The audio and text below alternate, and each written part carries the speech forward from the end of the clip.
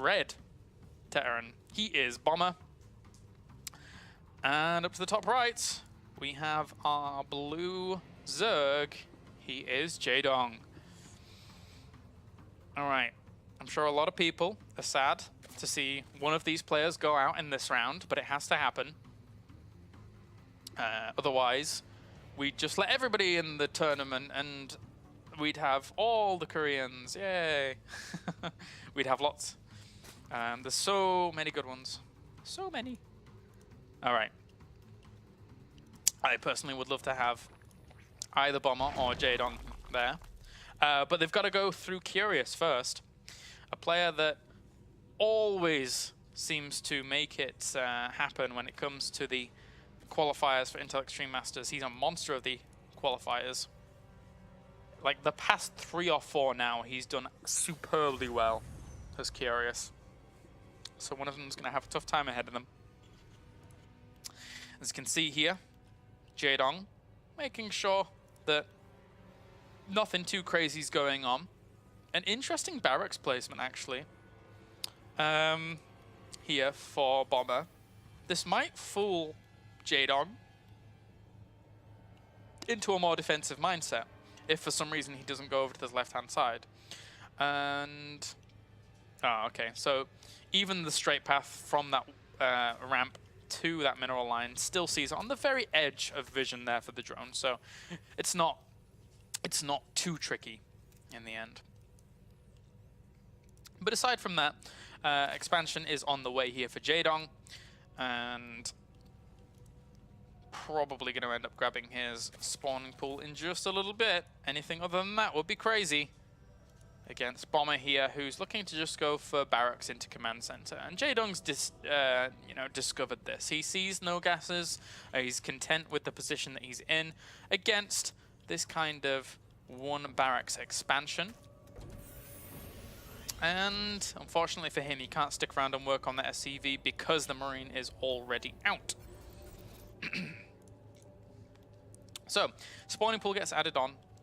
And will we see a gas is the question. I mean, we could quite easily see another hatchery go down as long as he is very, very mindful of its positioning. If he goes down here, then Bomber is very unlikely to expect a third hatchery going down that quickly. But at the same time, you can't really make too much use of it as the Zerg. You always have to be careful of Bomber being very aggressive. And he's going to have out a lot of units very, very fast. Is Bomber with these triple barracks before gas. Well.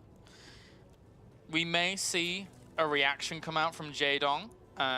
If he's able to spot this a little bit quicker than he normally would, of a baneling nest a little bit quicker than he normally would. But for now, he's a little bit oblivious, as we have the gas also being added on here for Bomber.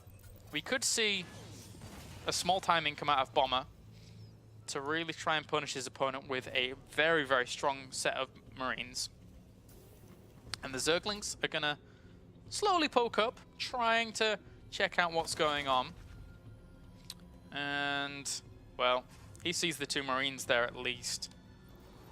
So can't really go much further. He sees 4 Marines now. And they do get those Zerglings in the end, which is a nice pickup there. So we'll deny frontal vision at these spots.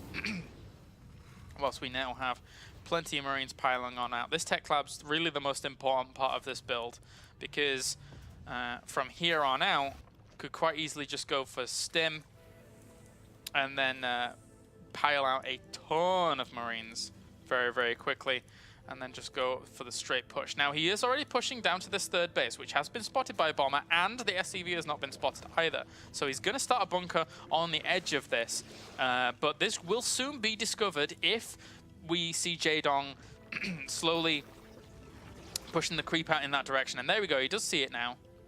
So the problem is that reactions, he lures the Queens off creep for just a second there and tries to push in with the Marines, but that's a lot of Marines. There's a lot of Zerglings in production. Jaedong realizes that he hasn't quite reacted to this in time. And now, with this many Marines across here, he has to know that something a little bit weird is going on in terms of the build. It's not quite the normal of barracks into factory into starport. This is definitely a bit more difficult. He did cancel, but he also got the drone over on this right-hand side. And we have double evolution chambers going down as well. So those Lings, for now, are doing a good job of saying to these Marines, hey, you now have to go back. You can't really do any more damage, which Bomber is adhering to. We have the factory being added on here for Bomber as well. But the thing is that he has like 20 some Marines out with Stim. It's a very, very brutal number of Marines here. The Zerglings are trying to actually catch some of these stragglers, and they do in the end. Bomber's just going to continue to play this out. He's got the double engineering bays, slowing down his opponent's third in the way he did. It was a very, very strong move. Because now, when this parade push eventually starts here for Bomber, the economy isn't going to be as strong for Jaedong. We're getting up to the 9-minute mark, and the third is still not up. Yes, it is 51 workers to 44 in favor of Jaedong, and Bomber's feeling a little bit worried. Adding on a second barracks to make sure that he's not going to get hit by something too crazy. Sorry, a second bunker to make sure he's not getting hit by something too crazy. But for now, he is safe. Those Lings really caused him some troubles in his mind. But behind all of this, it's going to be 5 barracks off of 3 command centers. That third command center may end up flying pretty soon. Now, one thing that's not too bad about this map is if you fly over to this gold base and take it, which looks like Bomber is going to, then the parade push style that we see from Terrans here can, if he wants to go past the watchtower, also protect this base very, very nicely. It's a little bit... it's much harder to make some kind of parade style work if you're going to try and take down this base, because it's way out of the way. Ling run-bys will always cause you a headache and a half. But now Bomber is playing this out a little more slowly. Of course, he kind of has to, because his medevacs were delayed, as well as his 1-1 upgrades were slightly delayed compared to a normal standard play, in favor of delaying his opponent's third base. And Ling's actually run in and grab themselves a siege tank. That's a good trade there, and they even get out. Good stuff by Jaedong. And Bomber's even supply blocked here for a second. I'm not sure how that happened. Was that a supply depot that he started at the front and not a bunker? Anyway, whatever. No, it can't have been, because it didn't even finish, so that would have been weird. But anyway, the Lings are going to head on back. It's going to be at Ling Bane Muta once again here for Jaedong. But the Banelings, the Mutas are being committed to a little bit quicker than game number 1. So all of his gas, or the majority of his gas, is intensely focusing down that route, whilst Burrow just finished. And those 2 Banelings... Okay. Alright, I need to keep an eye on you. So, alright, Jaedong is now going to have to try and hold off against drop play on either side of the map. As can be a little bit annoying. It's already been spotted very easily by everything.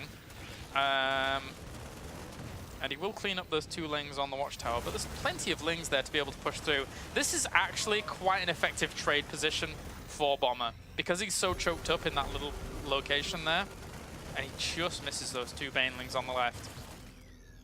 So, Bomber will push this away. Well, sorry, Jaedong will push that away. Retreat back to the safety of his missile turret. Now, the way in which these 2 Banelings are placed, it's not like placed in the middle here or something like that. Just in general, the pathing of these Marines will oftentimes hug towards this wall as they go around. So it's a really cool little position. As 2 Marines for Bomber are just going to head on around and look to threaten with the drop down to the bottom right. Very isolated location, but at the same time, Jaedong has still been very, very strong about constantly spreading his creep through the middle of the map. Still more Banelings. I think maybe these ones could have been put back a little bit further. Oh, geez. Actually, it never stops. Okay, so yeah, a lot of banelings everywhere. Where are there any more that I haven't spotted just yet? I need to find them just in case it happens.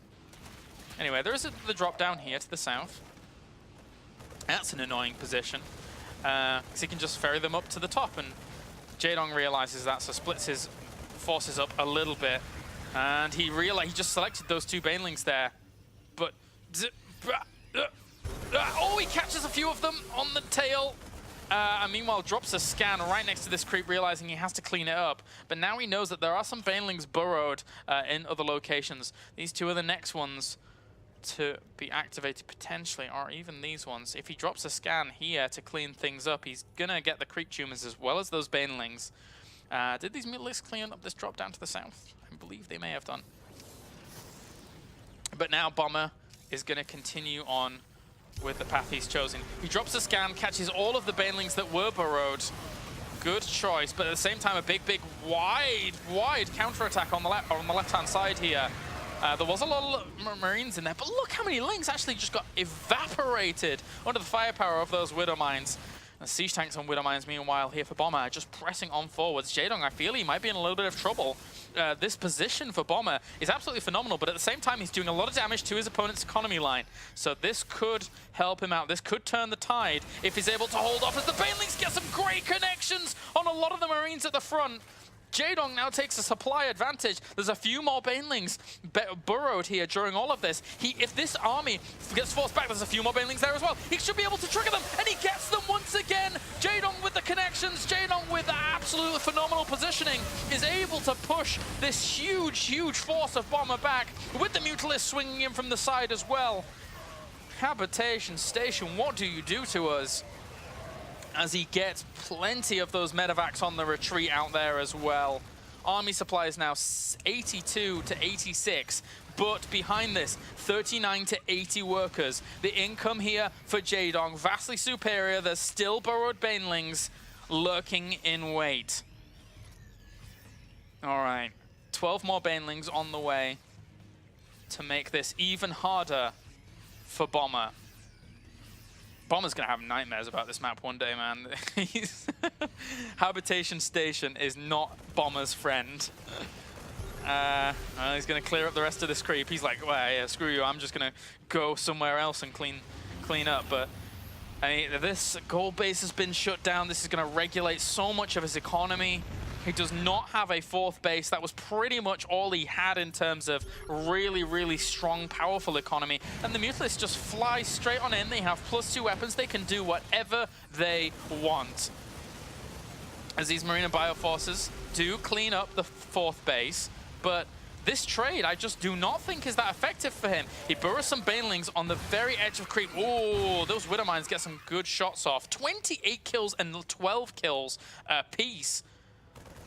The Mutalisks still being oh so pesky. A lot of economy here for Jaedong. We see the push on forwards again, and the banelings should be able to shoo that away. But right now, army count in favor. Oh, banelings! Oh, still gets even more! Oh god, and there's even more banelings! Oh, Bomber! Just give up. It's not worth it. There you go.